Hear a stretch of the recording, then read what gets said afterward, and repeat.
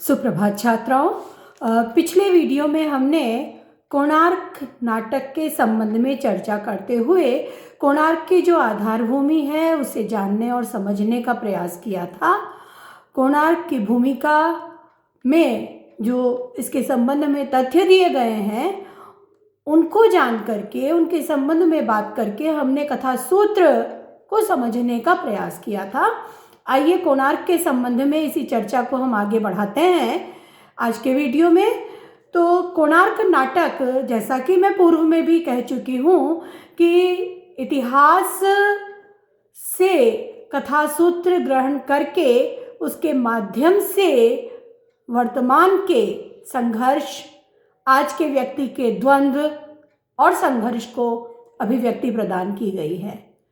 जगदीश चंद्र माथुर द्वारा रचित नाटक कोणार्क सर्वाधिक मंचित नाटक है। सबसे ज़्यादा मंचन इस नाटक का हुआ है और बहुत सफल नाटक है। रंगमंच की दृष्टि से भी यह बहुत सफल नाटक है और अपने लघु कलेवर में एक विस्तृत पटल को समेटे हुए है। ये हम जब इसे देखते हैं तो इस बात को भली भांति समझ सकते हैं। तो सबसे पहले हम थोड़ा सा कथा सूत्र को ही फिर से उठाते हुए इसके कथानक को समझने का प्रयास करेंगे आज।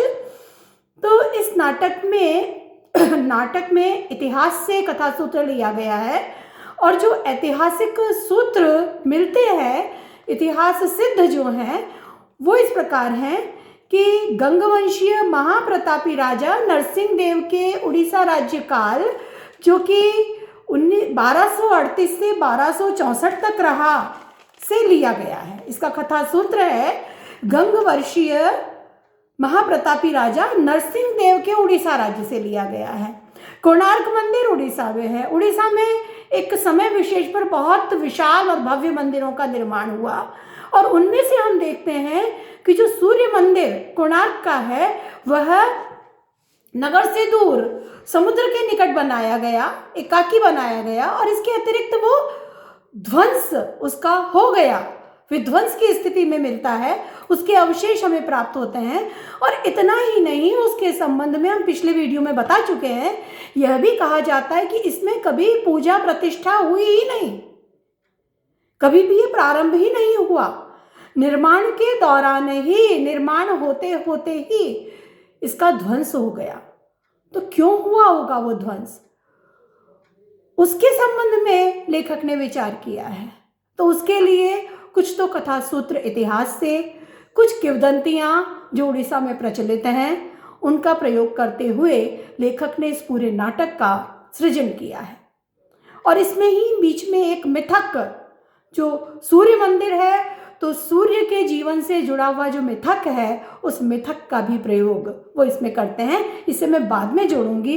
पहले हम जो इतिहास के सूत्र हैं उन्हें एक बार दोहरा लें तो आपको बात समझने में सुविधा रहेगी।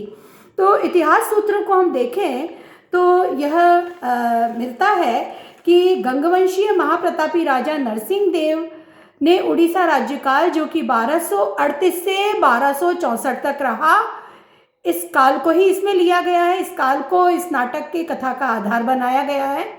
कुछ जागीरों के लेख पत्रों से यह स्पष्ट भी हो जाता है कि राजा नरसिंह देव ने ही कोणार्क का निर्माण कराया था। कोणार्क का निर्माता राजा नरसिंह देव ही थे। तो उसी काल को, क्योंकि निर्माण होते होते ही इसका ध्वंस हुआ है, निर्माण हुआ और जिस दिन इसका उद्घाटन किया जाना था उसी दिन इसका विध्वंस हुआ है। तो क्यों हुआ? नरसिंह देव एक वीर राजा थे, मंदिरों का निर्माण भी कराया, लोकप्रिय राजा थे, जनप्रिय थे, उनकी प्रजा बहुत सुखी थी, प्रजावत्सल राजा थे, यह उल्लेख भी मिलता है। सबके प्रिय थे वो। लेकिन जब मंदिर का निर्माण हो रहा है, और मंदिर का निर्माण उन्होंने करवाया है, कलाप्रिय भी हैं, और साथ ही उनके संबंध में यह भी उल्लेख मिलता है कि वीर और उत्साही थे और अपने नगर की रक्षा के लिए भी सन्नद्ध थे। तो ऐसे में उनके संबंध में यह भी उल्लेख है कि उन्होंने बंग प्रदेश में मुस्लिम सूबेदारों को पराजित किया था और गोंड तक अपनी सेना ले जाकर वर्षों तक बंग प्रदेश में यवनों से लड़ते रहे और इतना ही नहीं, उन्हें दूर खदेड़े रखने के लिए वहाँ पर उन्होंने अपनी सेना स्थापित कर दी थी। नरसिंह देव के दरबार में प्रसिद्ध कवि विश्वनाथ हुए हैं, जो साहित्य दर्पण के रचयिता हुए हैं। विश्वनाथ ने अपनी अलंकार शास्त्र की पुस्तक एकावली में नरसिंह देव के संबंध में जो कहा है वो है यवनावनि वल्लभ। तो यह कहकर उन्हें संबोधित किया, उन्हें सम्मान दिया है।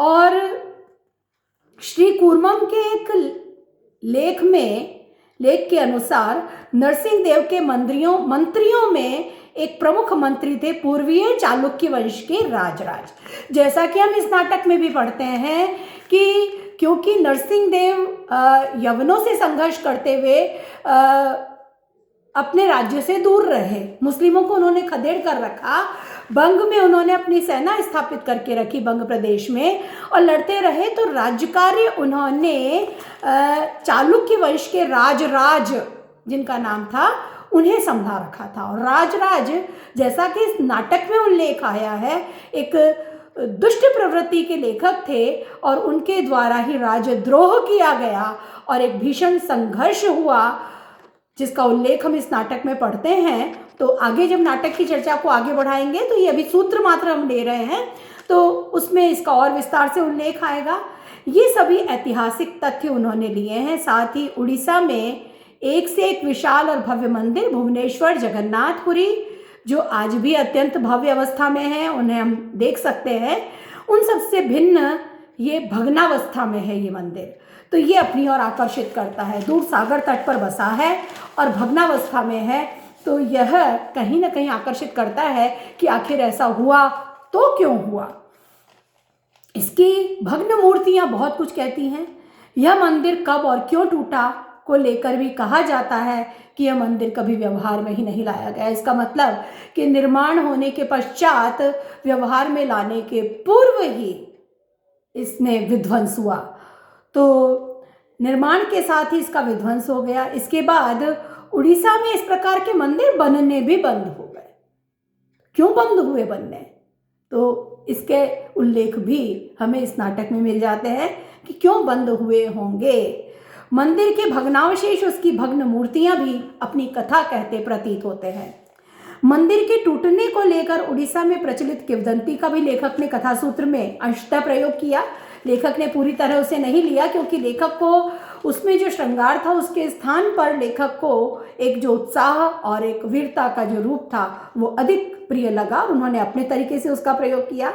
इस प्रकार ऐतिहासिक तथ्यों से कथा सूत्र लेकर जगदीश चंद्र माथुर ने इस नाटक कोणार्क का ताना बाना बुना, जो दिखने में बहुत छोटा है लेकिन एक विस्तृत पटल को अपने में समेटे हुए है। एक विराट युग उसमें प्रकट होता है, प्रतीत होता है।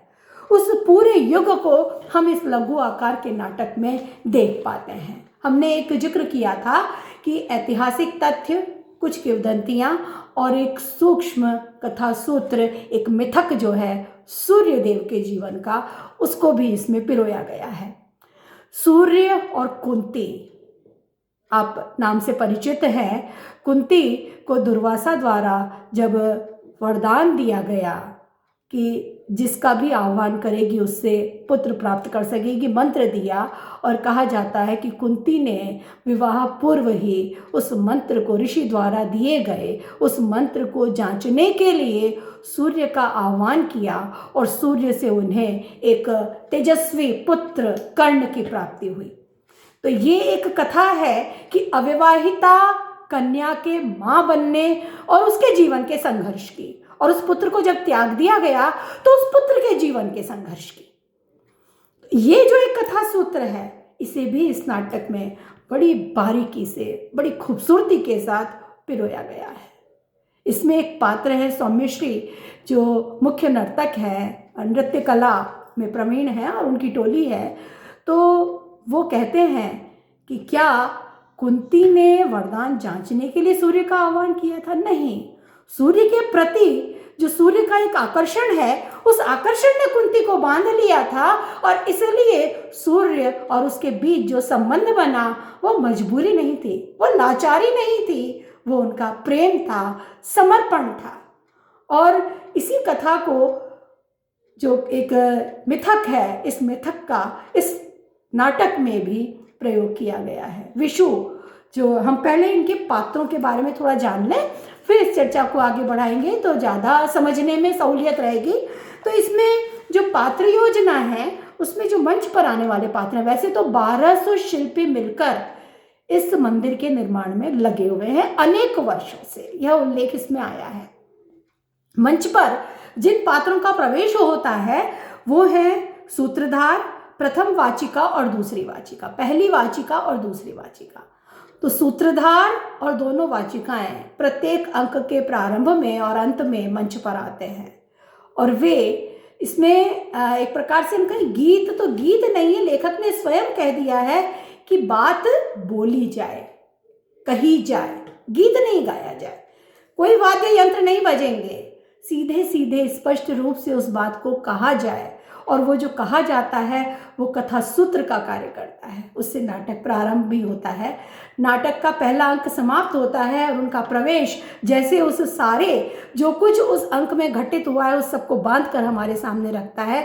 अगला अंक प्रारंभ होता है, उसकी भूमिका तैयार करता है, उसके समापन पर भी हम देखते हैं कि उसे किस तरह से बांध करके वो सामने रख देता है। और तीसरा अंक भी प्रारंभ होता है तो उसकी भूमिका जो सूत्रधार है और जो वाचिकाएं हैं उनके कथन के माध्यम से निर्मित होती है और नाटक के अंत में पूरे जो कथा सूत्र है और पूरा जो संकेत है वह उनके कथन में प्रकट होता है।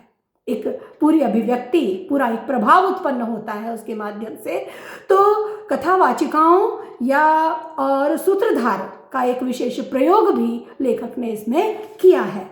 अब हम जो प्रमुख पात्र हैं उन्हें देखते हैं। सबसे पहले इसका नायक जो है वो विषु है। विषु जो प्रधान शिल्पी है कोणार्क का निर्माता है, उत्कल राज्य का प्रधान शिल्पी है। प्रधान शिल्पी का पद उसे मिला हुआ है। धर्मपद एक प्रतिभाशाली युवक शिल्पी है। नरसिंहदेव उत्कल नरेश हैं। राजराज चालुक्य उत्कल नरेश का महामात्य है जिसे उन्होंने अपनी शासन व्यवस्था सौंपी हुई थी और इतिहास में भी इसका उल्लेख मिल जाता है। सौम्य श्री दत्त हैं, विषु के मित्र हैं और मंदिर के नाट्याचार्य हैं। राजीव है, मुख्य पाषाण कीर्तक है। शैवालिक है, चालुक्य का दूत है। महेंद्र वर्मन नरसिंहदेव का रहस्याधिकारी है। भास्कर, गजाधर प्रतिहारीगण और सैनिक। तो भास्कर और गजाधर अन्य शिल्पी हैं, प्रतिहारीगण और सैनिक भी कोई कोई इस मंच पर आते हैं। तो ये कुल मिलाकर पात्र हैं और हम पात्र योजना की दृष्टि से यदि विचार करें तो ऐतिहासिक नाटक में इतने कम पात्रों का मंच पर प्रवेश करवा करके एक विस्तृत ऐतिहासिक पटल को, एक बड़े घटनाक्रम को उसमें समेटना एक बड़ा दुष्कर कार्य है, कठिन कार्य है। और हम देखते हैं जगदीश चंद्र माथुर ने बड़ी सफलता से उसको किया है। यहाँ तक कि वो जगदीश चंद्र माथुर ने स्वयं रंगमंचीय संकेत इसमें दिए हैं कि किस तरह से जो संघर्ष की स्थितियां हैं, विध्वंस की स्थितियां हैं, उन्हें मंच पर न दिखा करके वो केवल पीछे से दिखाई देंगे और ध्वनि संकेतों के माध्यम से, संवादों के माध्यम से उसका प्रभाव मंच पर उत्पन्न किया जाएगा। तो बहुत विस्तार उसको नहीं दिया है उन्होंने, थोड़े बहुत पात्र हैं, उन पात्रों के संवाद और उनके अभिनय के माध्यम से ही पूरा नाटक आगे बढ़ता है। इसमें हम देखें तो ये जो कथानक है, कथा सूत्र हैं, किंवदंतियां हैं और मिथक है, ये बड़ी सूक्ष्मता के साथ पिरोया गया है। तो आज इस चर्चा को मैं सोचती हूँ हम यहीं विराम देते हैं। तो इस नाटक के संबंध में और विस्तार से चर्चा हम आगे के वीडियोस में करेंगे। तो आपसे फिर मुलाकात होगी। धन्यवाद।